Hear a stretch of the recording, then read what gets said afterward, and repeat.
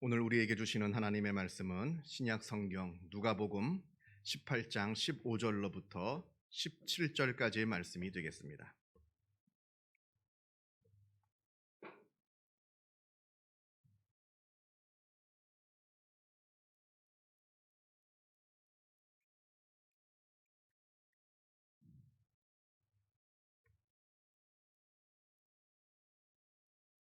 신약 성경 누가복음 18장 15절로부터 17절까지의 말씀을 봉독합니다. 이 계시의 말씀을 봉독할 때에 살아계신 하나님의 음성을 다 함께 들으실 수 있기를 바랍니다. 사람들이 예수께서 만져주심을 바라고 자기 어린 아기를 데리고 오매 제자들이 보고 꾸짖거늘 예수께서 그 아이들을 불러 가까이 하시고 이르시되 어린 아이들이 내게 오는 것을 용납하고 금하지 말라. 하나님의 나라가 이런 자의 것이니라. 내가 진실로 진실로 너희에게 이르노니 누구든지 하나님의 나라를 어린아이와 같이 받아들이지 않는 자는 결단코 거기 들어가지 못하리라 하시니라. 아멘. 어느 두 친구가 이런 이야기를 했다 합니다. 그 중에 이제 한 친구가 어린 아이를 두고 있는 아버지라서 그 친구한테 물어봤답니다. 요즘 아이가 잘 크는가? 그랬더니 그 친구 하는 말이 전에는 요만했는데 지금은 이만해졌다 합니다. 그 답이 희한하길래 아니 전에는 요만했는데 지금은 이만한 게 뭔 뜻인가 이렇게 물어봤더니 이 친구가 매일 밤늦게 집에 들어오면 아이가 늘 자고 있어서 자는 모습만 바라볼 수밖에 없어서 요만하던 게 요만해졌다라고 말을 했다 합니다.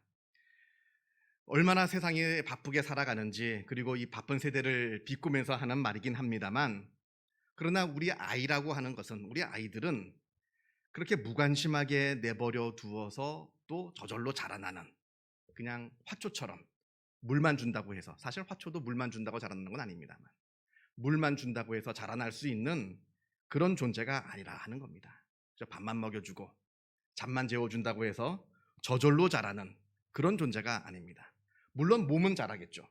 몸은 자라겠습니다만 우리 아이들은 몸과 함께 그 마음과 그 영혼이 함께 자라나야 되는 영적인 존재이다라고 하는 것을 우리가 잊지 말아야 합니다.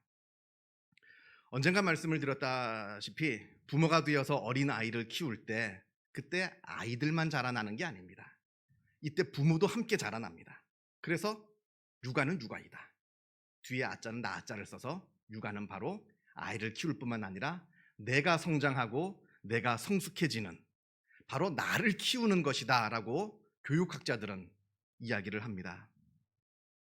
육아를 할 때 부모는 기쁨이 2배가 됩니다. 왜냐하면 아이가 자라날 뿐만 아니라 그 아이와 함께 나도 성장하고 성숙해지기 때문에 그 기쁨이 2배가 됩니다. 그러나 동시에 육아를 할 때 부모의 괴로움도 2배가 됩니다. 왜냐하면 그 철부지 미성숙한 내 아이를 상대할 뿐만 아니라 그 아이를 상대하고 있는 또 다른 어린아이 바로 나 자신을 마주해야 하기 때문에 부모의 괴로움은 2배가 될 수밖에 없다 합니다. 아마 그런 경험들이 있을 거예요. 아이가 하도 말을 안 들어서 확 화를 내거나 야단을 쳤는데 그때 그 도가 좀 너무 지나쳐가지고 나의 그 미성숙한 말, 아이를 향한 내가 저질렀던 그 미성숙한 행동 때문에 혼자 너무나 자책하고 너무나 괴로워했던 그런 경험들은 아이를 키워본 사람들이면 누구나 다 한 번쯤은 해봤을 법한 그런 경험들일 겁니다. 자, 이럴 때 우리가 기억해야 되는 것이 2가지가 있습니다. 하나는 내 아이를 절대로 다른 아이와 비교하지 말라. 이건 그 유명한 교육학자 페스탈로치가 한 말입니다. 절대로 내 아이를 다른 아이와 비교하지 말라. 세상의 모든 아이들은 다 불완전합니다. 내 아이만 불완전한 게 아닙니다. 세상의 모든 아이들은 다 불완전합니다. 그 불완전한 모습이 다 다를 뿐이지 내 아이의 불완전한 모습이 있고 다른 아이는 완벽해 보입니다만 그 아이도 다른 불완전한 모습이 있다는 겁니다. 그래서 세상의 모든 아이, 내 아이뿐만 아니라 다른 사람의 그 모든 아이들도 다 불완전하기는 마찬가지다 하는 겁니다. 요즘 말로 엄친 딸 없습니다. 다 불완전한 존재라 하는 겁니다. 그래서 내 아이의 불완전한 모습을 바라보고 다른 아이와 비교하지 말라. 그렇게 말을 합니다. 그냥 내 아이의 불완전한 모습을 그냥 받아들여라. 그냥 받아들이는 수밖에 없습니다. 둘째는 부모들도 자기 자신을 다른 부모와 비교하지 말라 합니다. 아이들이 그러한 것처럼 부모들도 완전한 부모가 없습니다. 다 불완전합니다. 그저 불완전한 모습이 다 다를 뿐이지 다 똑같이 불완전한 모습들을 부모들은 다 갖고 있다 합니다. 내가 불완전한 모습을 갖고 있는데 다른 옆집 부모는 완전한 것 같아요. 그렇지 않습니다. 그 부모도 나와 다른 또 다른 불완전한 모습을 갖고 있을 뿐입니다. 그래서 나의 부족한 모습을 바라보면서 불완전한 모습을 바라보면서 다른 부모들과 비교하여서 자책하고 스스로 괴로워하지 말라. 교육학자들이 이렇게 권면을 합니다. 왜냐하면 비교하면 불행해지거든요. 세상의 모든 불행은 비교에서 시작이 됩니다. 아주 중요한 이야기인데요. 모든 불행은 비교에서 시작되는 겁니다. 한번 생각해 보시기 바랍니다. 혼자 있을 때는 부족한 것도 없었어요. 뭐 불만족스러운 것도 없습니다. 불편한 것도 없습니다. 그런데 이게 다른 옆에 있는 사람들하고 비교가 되는 순간에 부족한 것이 생기고 불편했던 것도 보이게 되는 겁니다.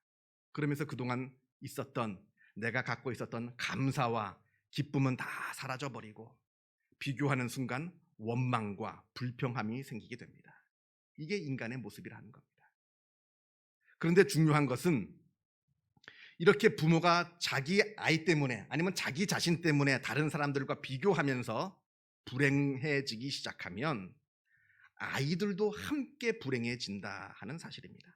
왜냐하면 아이에게는 그 부모의 냄새가 나기 때문에 그러합니다. 아이에게는 그 부모의 냄새가 난다 합니다. 늘 행복하고 감사하고 기쁨이 넘치는 그러한 부모에게서는 그 부모에게 자라난 아이에게서는 늘 행복과 감사와 기쁨의 냄새가 난다 합니다. 늘 불행하고 불평하고 원망이 있는 그 부모에게서 자라난 아이에게는 불행과 원망과 불평의 냄새가 난다 합니다.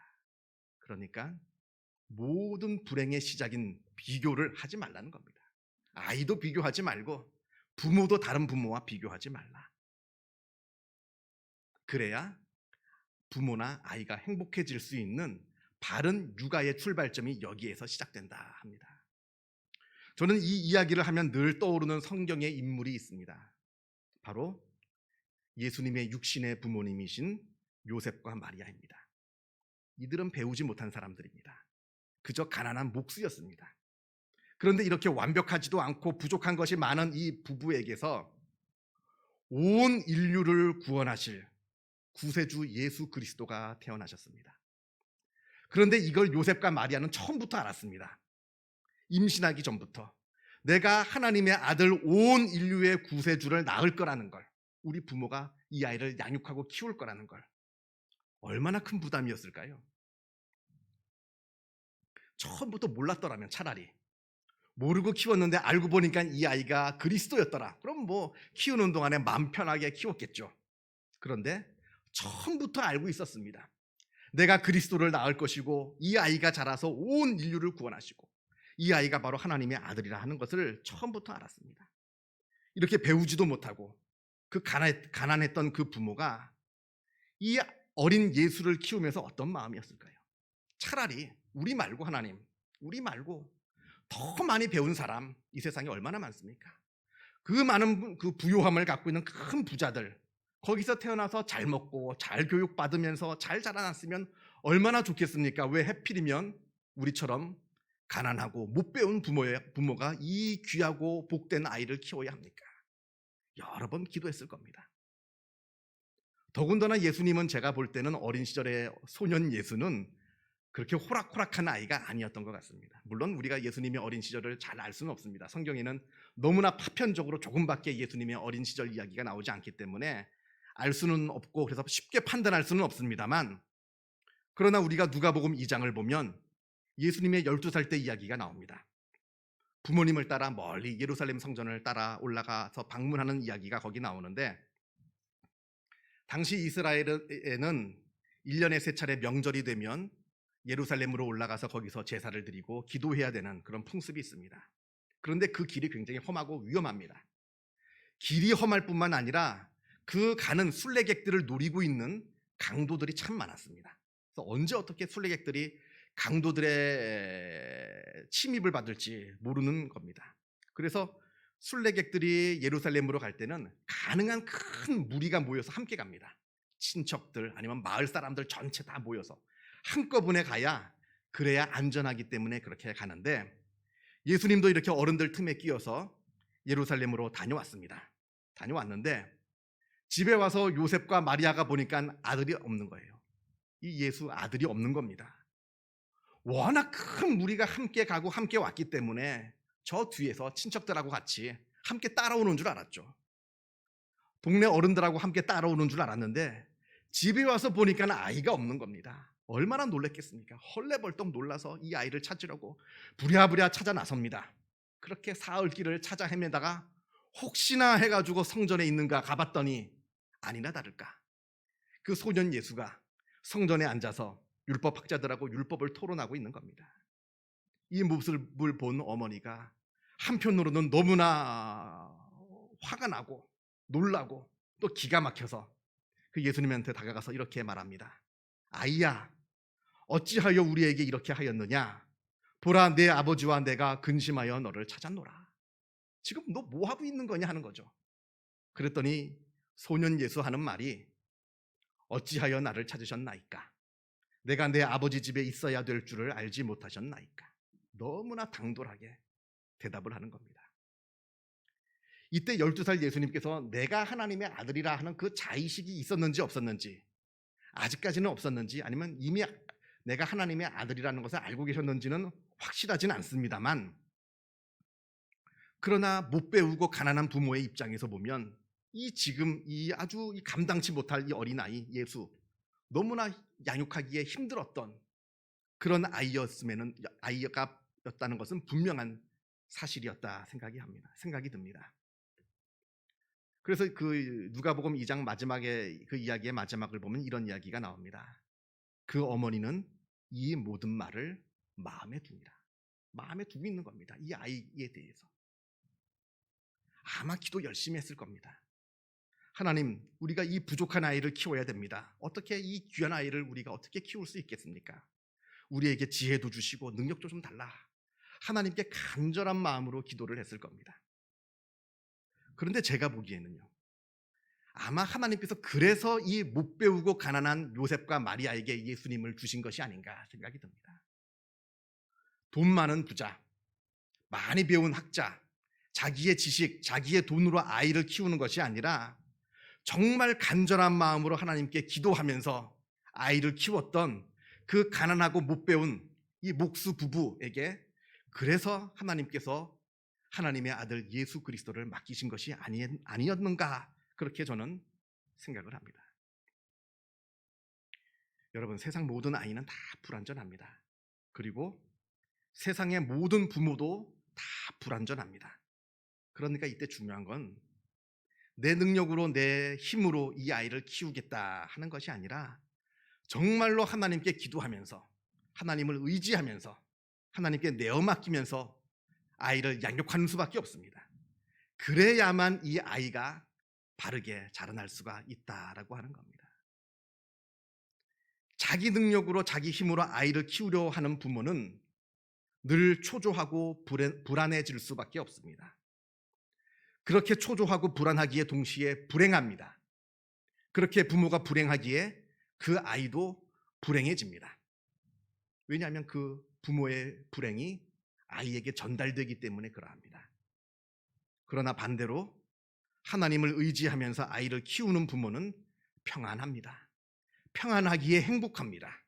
행복하기에 그 부모의 행복이 그 아이에게 전달됩니다. 아주 중요한 이야기입니다. 그리고 또 한 가지 우리가 오늘 본문을 바라보면서 생각해 보아야 할 내용이 있습니다. 세상의 모든 사람은 다 영적인 존재라 하는 사실입니다. 동서고금을 막론하고 세상의 모든 사람들 마음속에, 깊은 마음속에는 신, 그러니까 하나님이죠. 하나님, 천국, 구원 이런 것 같은 영적인 어떤 것을 갈구하는 그런 영적인 심상이 다 들어 있습니다. 여기에는 예외가 없습니다. 이걸 심리학에서는 집단 무의식이라 합니다. 집단 무의식. 모든 사람들이, 세상의 모든 사람들이 갖고 있는 무의식입니다. 예를 들면 어둠 하면 두렵고 밝음 하면 안전하다. 이거는 누구한테 배워서 되는 게 아닙니다. 갓난 아이도 어둠이 뭔지 밝음이 뭔지도 모르는 갓난 아이도 어두워지면 불안해합니다. 태어날 때부터 갖고 있는, 세상의 모든 사람들이 갖고 있는 무의식이 있는데 이걸 심리학에서 집단 무의식이라 합니다. 이 집단 무의식의 중심에는 영적인 것을 갈구하는, 하나님이라든지 천국이라든지 구원이라고 하든지 하는 이 영적인 것을 갈구하는 영적인 심상, 영적인 원형이 들어있다라고 심리학자들은 공통되게 이야기합니다. 이 영적인 이 심상, 이 집단 무의식은 태어날 때부터 생기는 겁니다. 그러니까 아무리 갓난 아기라도 이 영적인 것을 갈구하고 바라보면서 영적인 것이 채워졌을 때 만족해하는 그러한 영적인 심상을 갖고 있는 영적인 존재라는 겁니다. 뭐 신앙교육을 많이 받아야, 무엇을 많이 영적으로 뭐 어느 그 상태에 도달해야 영적인 존재가 되는 것이 아니라, 인간은 태어날 때부터 그 깊은 내면 속에 영적인 것을 사모하고 영적인 것을 갈구하는 그 영적인 심상을 갖고 있는 영적인 존재라는 겁니다. 지금 우리 아이가 그렇다는 겁니다. 아무리 갓난 애기라 하더라도. 근데 우리가 이걸 종종 잊어버립니다. 어리니까, 너무나 어리니까 아무것도 모르는 것 같고, 또 그것을 가르쳐줘도 깨닫지 못하는 것 같습니다만, 이 아이가 어려서 그것을 표현하지 못하고 그것을 구체적으로 의식하지 못할 뿐이지, 우리의 아이들 마음 깊은 곳에는 영적인 것을 갈구하고 영적인 것으로 말미암아 기뻐하고 만족을 얻는 그러한 영적인 심상을 갖고 있는 영적인 존재라고 하는 것을 우리가 잊지 말아야 합니다. 앞서서 우리가 12살 예수님을 보았습니다. 물론 이때 예수님이 나는 하나님의 아들이다 하는 자의식이 있었는지 없었는지 확실치는 않습니다만, 그러나 어린아이에도 불구하고 내가 아버지 집에 있어야 된다, 내가 하나님과 함께 해야 된다는 것을 이미 알고 계셨습니다. 이거는 아마 어쩌면 모든 사람들이 갖고 있는 그러한 영적인 심상인데, 그것이 예수님께 더 잘 발달되었을 수도 있는 겁니다. 그러니까 이 예수님의 이 말씀은 하나님의 아들이셨기 때문에 하신 말씀이기도 될 수 있지만, 동시에 인간이기 때문에, 완전한 인간이셨기 때문에 할 수 있었던 말씀이기도 하다 하는 겁니다. 여러분, 우리 아이들과 한번 이야기 한번 해보시기 바랍니다. 그걸 잘 한번 귀담아 들어보세요. 아이들이 얼마나 영적인 존재인지 모릅니다. 어린 아이들 모르는 것 같아도 삶과 죽음에 대해서 진지하게 고민합니다. 그리고 잠시 있다가 사라질 것과 영원한 것에 대해서도 고민을 합니다. 물어봅니다. 물어보잖아요, 우리한테.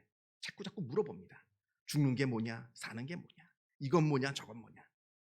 아주 심오한 이야기들을 우리한테 물어볼 때가 있습니다. 도무지 어른으로선 대답할 수 없는.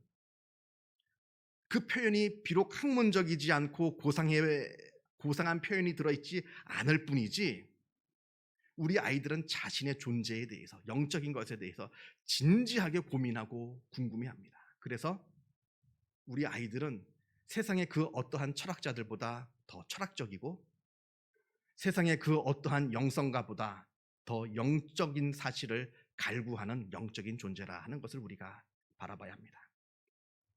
그런데 우리 부모가 이걸 알아차리지 못하죠. 어리니까.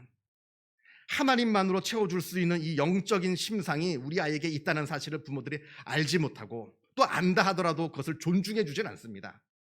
우리 아이가 이 영적인 만족감을 얻어야 행복해질 수 있는 영적인 존재임에도 불구하고, 부모들이 무지해서, 부모들이 탐욕이 가득 차서 우리 아이들이 이 영적으로 누려야 할 이 행복을 박탈시키는 경우가 많다는 겁니다. 부모의 무지함과 부모의 탐욕으로 인해서. 앞에도 말씀드렸다시피 우리 아이는 그 어떠한 철학자들보다 철학적이고 그 어떠한 영성가보다 영적입니다만, 동시에 그 몸은 성숙해지지 못했습니다. 혼자 그 영적인 것을 만족할 수가 없어요. 누가 도와줘야 돼요. 혼자 교회 나올 수 있는 것도 아니고, 혼자 성경을 읽을 수 있는 것도 아니고, 혼자 기도할 수 있는 것도 아닙니다. 몸이 아직 어리기 때문에 그걸 채워줘야 된다는 겁니다. 부모가 그 영적인 갈급함을, 부모가, 우리는 성숙히 있으니까. 오늘 본문의 아이들이 예수님께 가까이 오려고 하는 것을 제자들이 가로막습니다. 왜냐하면 당시 사람들은 아이들은 이런 영적인 존재가 아니라고 보았습니다. 아무리 영적인 것을 들어봐야 아이들은 알지 못한다고, 깨달을 수 없는다고 생각했습니다. 그래서 영적인 감수성이 없다 생각해서 아이들이 예수님께 가까이 오는 것을 막았습니다. 애들은 가라. 너희들이 뭘 아냐? 다음에 크거든 오너라. 이랬겠죠. 그러나 예수님은 그렇지 않으셨습니다.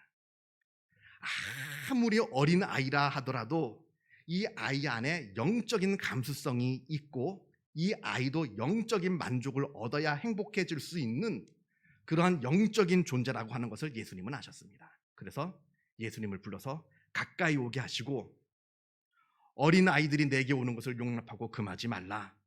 하나님의 나라가 바로 이런 자의 것이니라 말씀하셨습니다. 그러면서 17절, 내가 진실로 너희에게 이르노니 누구든지 하나님의 나라를 어린아이와 같이 받아들이지 않는 자는 결단코 거기 들어가지 못하리라. 하나님의 나라를, 이 천국을 어린 아이들과 같이 받아들이라 하십니다. 지금 나를 따른다 하면서 지금 따라오고 있는 수많은 어른들보다 지금 예수님 품에 안겨있는 이 어린 아이들이 하나님의 나라를 더 잘 받아들일 준비가 되어 있다 하는 말씀입니다. 그런 영적인 존재이다. 지금 나를 따른다 하고 있는 이 수많은 어른들보다 이 아이들이 더 영적으로 민감한 감수성을 갖고 있는 이 영적인 존재이다 하는 것을 예수님께서 어른들에게 말씀하고 계시다 하는 겁니다. 오늘은 어린이 주일이고 이제 며칠 안 있으면 어린이날이 다가옵니다. 내 자녀, 세상에서 제일 귀하죠. 세상에 자기 자녀보다 자녀를 사랑하지 않는 사람이 어디 있겠습니까? 그리고 자기 자녀가 행복해지기를 바라지 않는 사람이, 그런 부모가 어디에 있겠습니까? 그러나 그 진짜 행복이 어디에 있는가를 알고 있는 부모는 많지 않다 하는 겁니다.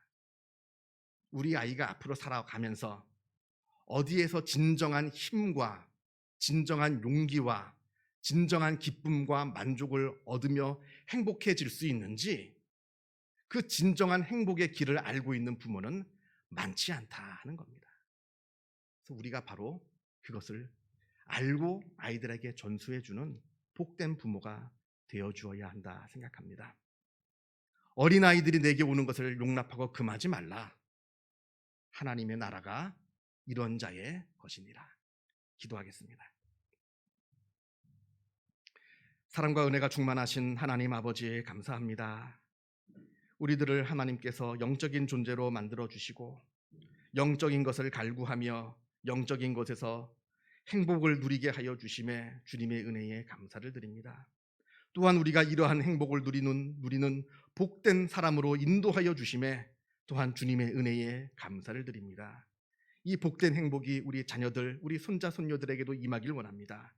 아버지 하나님께서 함께 하여 주셔서 그들도 우리가 누리고 있는 이 진정한 행복을 그들도 누리며 그 믿음 안에서, 그 영적인 은혜 안에서 그들이 새 힘을 얻고 새 용기를 얻고 새 기쁨과 즐거움을 얻고 행복을 얻어 살아가는 복된 삶을 살아가게 하여 주시옵소서. 우리 자녀들, 우리 손자 손녀들의 삶을 주님께서 늘 지켜 보호하여 주옵소서. 늘 건강 지켜주시고 주님께서 늘 안전 지켜주시며 주님께서 지혜롭게 총명하게 믿음 안에서 잘 성장하게 하시고 하나님께서 그 삶을 구체적으로 지키시고 인도하여 주시는 복된 은혜가 있게 하여 주시옵소서. 모든 것 주님께 감사드리오며 이 모든 말씀 우리 주 예수 그리스도 이름으로 기도하옵나이다. 아멘.